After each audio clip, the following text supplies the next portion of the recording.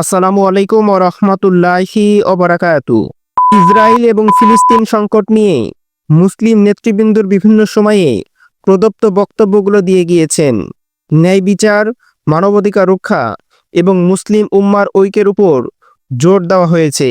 আজকের ভিডিওটিতে কয়েকজন বিশ্ব মুসলিম নেতার বক্তব্যকে তুলে ধরা হবে। হযরত মির্জা মনসুর আহমদ, আহমদিয়া মুসলিম জামাতের খলিফা, তিনি বলেন, তিনি হামাস এবং ইসরায়েলের মধ্যে চলমান সংঘর্ষে উভয় পক্ষের নিরীহ জনগণের প্রাণহানিতে গভীর উদ্বেগ প্রকাশ করেছেন। তিনি মুসলিম বিশ্বকে মতপার্থক্যের ঊর্ধ্বে উঠে নিরীহ ফিলিস্তিনদের পক্ষে আওয়াজ তোলার আহ্বান জানান।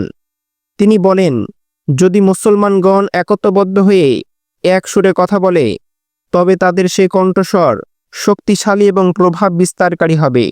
মৌলানা নুরুল হুদা ফয়েজি বলেন, তিনি হচ্ছেন জাতীয় ওলামা মাশায়েখ আয়াম্মা পরিষদের সভাপতি।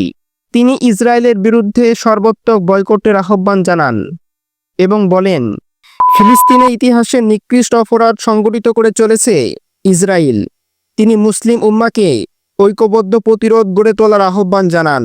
Doctor Mustafizur Rahman Iran, Bangladesh labour পার্টির চেয়ারম্যান, তিনি ইসরায়েলের গাজায় বোমা হামলাকে মানবতা বিরোধী অপরাধ হিসাবে আখ্যায়িত করে বলেন, ইসরায়েলের এই গণহত্যা বন্ধে বিশ্ব মুসলিমকে ঐক্যবদ্ধ হতে হবে।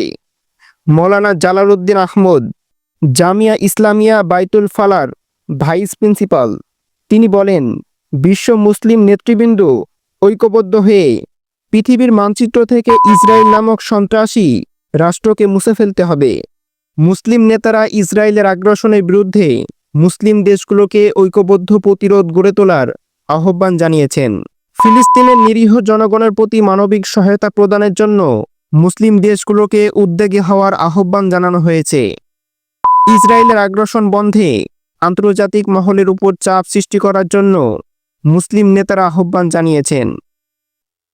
মুসলিম নেতৃবৃন্দের বক্তব্যগুলোতে ইসরায়েলের আগ্রাসনের বিরুদ্ধে প্রতিবাদ, ফিলিস্তিনের নিরীহ জনগণের প্রতি সহানুভূতি এবং মুসলিম উম্মার ঐক্যের উপরে জোর দেওয়া হয়েছে। তারা আন্তর্জাতিক সম্প্রদায়কে ইসরায়েলের মানবাধিকার লঙ্ঘনের বিরুদ্ধে কার্যকর পদক্ষেপ নেওয়ার আহ্বান জানিয়েছেন।